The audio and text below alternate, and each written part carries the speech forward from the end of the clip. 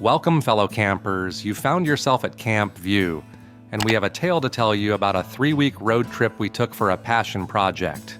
It involves myself, Glen, your host, and thousands of miles across the United States. The trip spanned from late July to mid-August of 2025, starting from my home in Phoenix, Arizona. After a couple hours of driving, our trip officially kicked off in Flagstaff, Arizona to take in some scenery and give a breakdown of the trip we were about to embark on. 3 weeks on the road, strictly camping, filming and documenting popular but faraway campgrounds in the northern stretches of the U.S. It was our most ambitious road trip yet. All this work was for one reason: CampVue. What really is CampVue, you ask? It's an app to assist campers with selecting campsites. And you can think of it maybe if you're familiar with sites like campsitephotos.com, things like that. That's part of the core experience, is my take on getting intel on campgrounds, visuals, video, photos. But I also made it into kind of like a Yelp for campsites. So there's a whole review system. You can create an account, log in, favorite sites, favorite campgrounds, like buttons, and write reviews to help other people make good selections. So that's essentially what the app is. It's been a lot of work and has all been worth it. So if you haven't checked it out, head to campvue.com, take a look around, and maybe even sign up if you like. We're hoping to build a fantastic community of camping information for campers by campers. But for now, we had a park to check out. And here we are at officially at Buffalo Park. Let's see what this sign says. I've never been here before. Looks like Flagstaff bought this land in 1959. I don't really know much about this other than I knew it was like a pretty spot to go, but looks like there might even be a little bit of history to this area. About that history, Buffalo Park began as a private wildlife attraction in the 1960s, developed as a Wild West-style tourist destination featuring animals like bison, elk, deer, and antelope.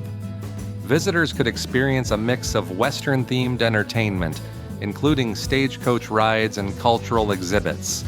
The concept didn't last long, and by 1973 the site was officially dedicated as a public park by the city of Flagstaff, preserving the open space while leaving behind traces of its past as a wildlife park. Today, Buffalo Park is a free public open space offering a 2-mile loop trail known as the Nate Avery Trail, popular for walking, running, and casual hiking. Visitors come here for easy access, wide open meadows, and clear views of the San Francisco peaks right from the trail. Looks like the loop starts right here. I guess you can choose whichever way you'd like to go. I'm gonna go left, just to be a rebel. I don't know if there's a preferred direction here or not, but absolutely beautiful. I don't know if that's a mountain. I know we're gonna be on the other side of that on 89 heading towards Page and Utah actually today.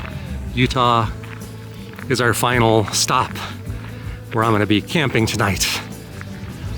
But I do have some cool stops planned on our way to our main destination today, which is coral pink sand dunes in Utah, where I'm gonna be setting up my tent tonight and enjoying the pink sands there. We've been there once before, a few years ago now, and I figured it was a worthy stop for CampVue to document it and to check it out. This looks to be part of the Arizona Trail.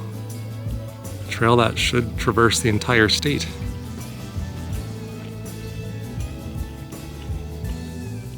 Buffalo Park turned out to be more than we expected. Great views, a good place to stretch the legs, and lots of space so one doesn't feel crowded by other visitors. But with the details shared, it was time to make some distance and head to that first campground. From Buffalo Park, we head north out of Flagstaff on Highway 89, leaving the pine forest behind as the landscape gradually opens into high desert. The drive transitions quickly, leading us toward our first stop, the Little Colorado Gorge Overlook. The The Little Colorado River Gorge Overlook is a Navajo Nation viewpoint often referred to as the Little Grand Canyon, offering a dramatic look at one of the Grand Canyon's major tributaries. This gorge was carved by the Little Colorado River, which eventually feeds into the main Colorado River deep within Grand Canyon National Park. Over time, erosion has exposed layers of sedimentary rock, creating the steep cliffs and banded formations visible from the rim. Oh, wow. There's more on this side to look, and look at the lines, just the layers of geologic history there. So beautiful. I really like that, those lines. It's very geometrical. Access to the overlook is on Navajo tribal land, and there is typically a small vehicle fee to enter. The site includes multiple informal viewpoints with paths leading out along the edge of the gorge. Visitors should use caution here, as the terrain is uneven, rocky, and largely unguarded in many areas. It's a little rocky, so it's not really inaccessible for everybody, I guess, but not hard for me anyway. It's gonna watch your step, but it's definitely worth coming out this ways. This is absolutely stunning. You can see looking back the other way, and it's pretty rugged to get it down here in this spot. It's not like a little nice smooth path. Kind of have to navigate your way around it carefully. Watch your ankles here. Want to get to the very end here.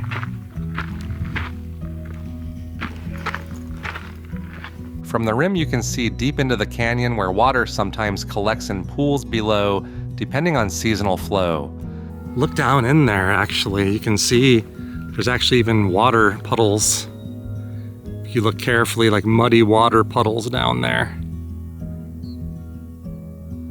The scale may be smaller than the Grand Canyon itself, but the vertical drop and exposed rock layers still give a strong sense of depth and geology. So you come here like this, and you're like, dun, dun, dun, dun, dun, dun. Ah, that is a neck tingler, folks.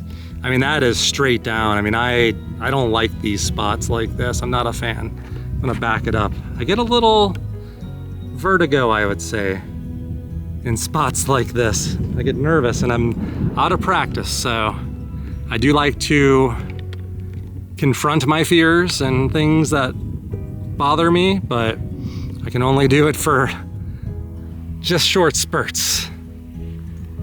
This stop is relatively quick and easy to access from the highway, making it a convenient pull-off for travelers heading toward the Grand Canyon or continuing north into Utah. You can see the road up that way. That's the road. To the right would be the Grand Canyon. To the left is where we're gonna head back to. Very well worth a stop, even if you're going to the Grand Canyon. Maybe take 15 minutes, something like that. And they have a bunch of vendors if you want to buy some Navajo jewelry or other goods on the way out. So, and they weren't charging a fee to come in today. So we'll see on the way out if there's a place to donate or what I need to do. It's a less crowded alternative to the main park viewpoints, while still offering a striking canyon landscape and a chance to experience the region from a different perspective. So there's nobody here really. There's some folks just now making their way down and taking their time, but I got all the time in the world to enjoy this all to myself. From the Little Colorado Gorge, we continue north along Highway 89, passing through Cameron, Arizona. We make a quick stop at the Navajo trading post to take in the surrounding sandstone landscape before getting back on the road. From there, we head toward Page and the Glen Canyon Dam Overlook, as the terrain gradually opens up into the canyon country of northern Arizona. And you can already see right off the bat, there's the Glen Canyon Dam up close and personal. Should actually get a great view from right here, actually. I didn't think you would, but this is gonna be fantastic, actually. The Glen Canyon Dam Overlook offers one of the easiest and most immediate ways to experience both the Colorado River and the massive infrastructure that reshaped it. Completed in 1966, Glen Canyon Dam rises over 700 feet above the Colorado River, creating Lake Powell, one of the largest man-made reservoirs in the United States. From this vantage point, you're standing directly above the narrow canyon the river carved over millions of years, now dramatically altered by the dam's presence. It's actually harder to see it from over here. You can barely see the water. But this bridge is right up on the dam, so you don't really get far back that way. But we'll look on the other side actually before we pull on out of here and take a look down the canyon where I was actually out floating. Yes, while fencing does limit direct views straight down to the water, you can still see sections of the river below and the canyon stretching outward, especially from different angles along the bridge. Looking upstream, Lake Powell expands into a vast recreational area where boating, kayaking, and houseboating are popular ways to explore the surrounding sandstone canyons. Downstream, the Colorado River narrows as it leaves the dam, offering calmer waters that are often used for guided float trips, kayaking, and fishing as it continues toward the Grand Canyon. This stop is quick, but it delivers a unique perspective. You're not just looking at scenery, you're seeing the intersection of natural geology and modern engineering. And because it's right off the main route near the Arizona-Utah border, it was an easy addition to our drive with minimal time required. One of Arizona's many dams, Glen Canyon Dam, Colorado River, and Glen Canyon National Recreation Area. It's awesome. All right, it's hot out here, so let's get back to the car, to the truck rather, and let's continue to our next stop. Leaving the Glen Canyon Dam, we continued northward along US 89 and entered Utah, leaving our home state of Arizona for the next 3 weeks. The next stop was just under 30 miles away, something called the Toadstool Hoodoos. The Toadstool Hoodoos are located along Highway 89 between Kanab, Utah and Page, Arizona, with a small roadside parking area providing direct access to the trail. All right, we're at the trailhead here, so let's take a look and see what this is all about. The hike is approximately 1.6 miles round trip with minimal elevation gain, following a sandy wash through layered sandstone terrain before opening into a wider area. Look at the drop off here. Watch your step. Oh, look, a little bit of a hogback type formation. How cool. It's only a matter of time before this washes away, I imagine. Not zoomed in, but if you look straight ahead towards the center, you should see one of the hoodoos, and up above on the sandstone cliff, there's some short ones too. They look like little mushrooms. So we are pretty much there, but we'll get a much closer look now. Here's another interesting vantage point of one of the Toadstool Hoodoos. There's several behind here, so I'm gonna go there before the crowds catch up, because I'll probably be distracted with this one, as most people would, but I'll show you the terrain back here. It's really pretty. Utah, southern Utah landscape, sandstone and weird rocks. The hoodoos themselves are formed through erosion, where harder caprock protects softer sandstone beneath, creating tall, narrow stems with wide, flat tops. These formations develop over time as wind and water wear away the surrounding material, leaving behind isolated columns of rock. It's quite amazing if you look up in there. It's like these little points are holding this thing up. Can't imagine this standing much longer. Look at that. And I think I found the only shade within a mile of here at this time of the day. Look at that. Look how this is eaten away down there, but so cool. And I notice they're all striped all the way up. So at first I was gonna say it's probably people taking their keys or something and scratching it, but I don't think it's that at all. I just think that's the natural way of this, like little different layers, maybe of different kinds of sand. I'm not really sure.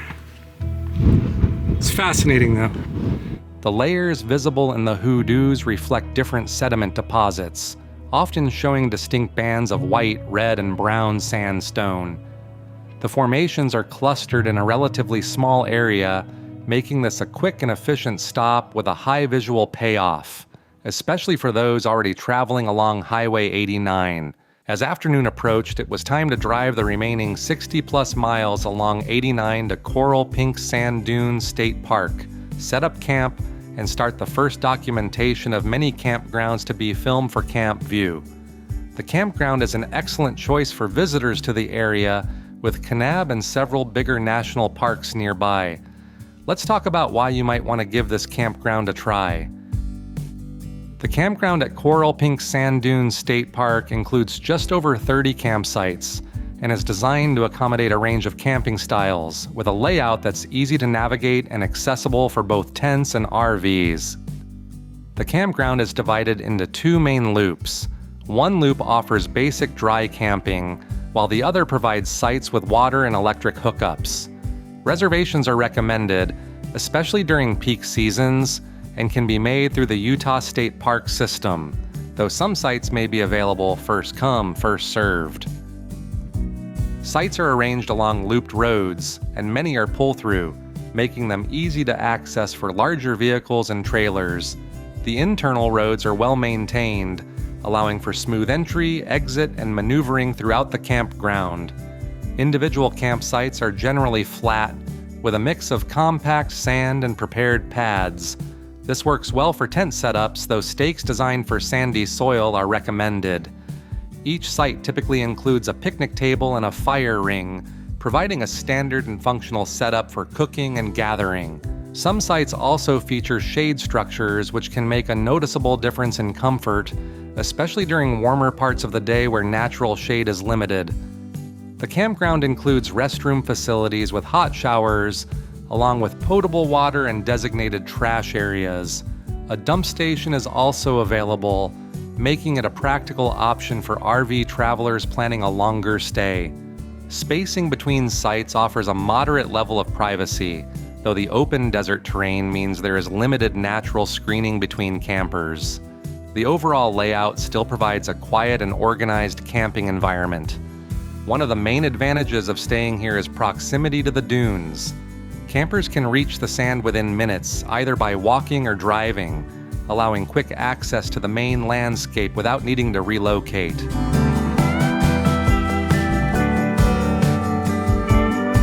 The Visitor Center at Coral Pink Sand Dunes offers a helpful introduction to the area's geology, including a display featuring sands collected from around the world. Oh, you can really see, compared to the other sands, just how unique that kind of is. Inside, guests can pick up maps, trail information, OHV guidelines, required drone permits should you want to fly, and sandboards to rent. The center also sells ice, firewood, beverages, and park-branded t-shirts, making it a convenient stop before heading out to explore the dunes.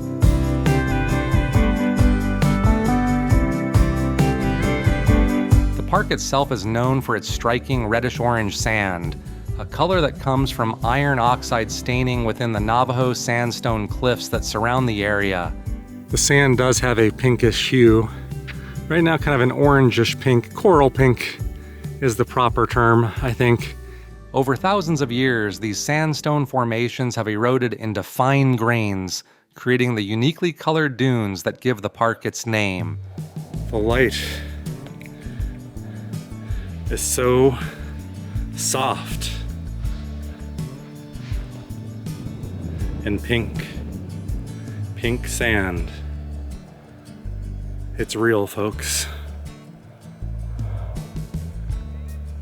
The dunes themselves are constantly shifting, formed by a natural wind tunnel effect, often called the Venturi effect, that occurs between the Moquith and Moccasin Mountains. Strong winds funnel through this narrow gap, picking up sand from the eroding cliffs and depositing it into the basin below. Because of this process, the dunes are always changing shape and slowly migrating across the landscape.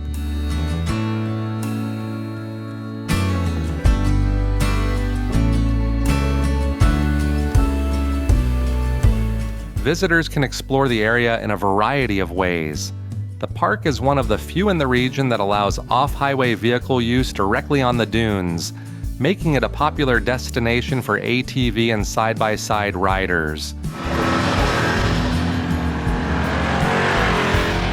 For those who prefer quieter activities, sandboarding and sand sledding are available, offering an easy and accessible way to experience the steep slopes. Hiking is also common here, whether it's wandering freely on the open dunes or following designated routes to nearby viewpoints. The combination of vibrant color, open terrain, and constantly shifting sand makes coral pink sand dunes a distinctive stop for anyone traveling through southern Utah. It's a landscape that feels different each time you visit, shaped daily by the forces of wind, weather, and erosion.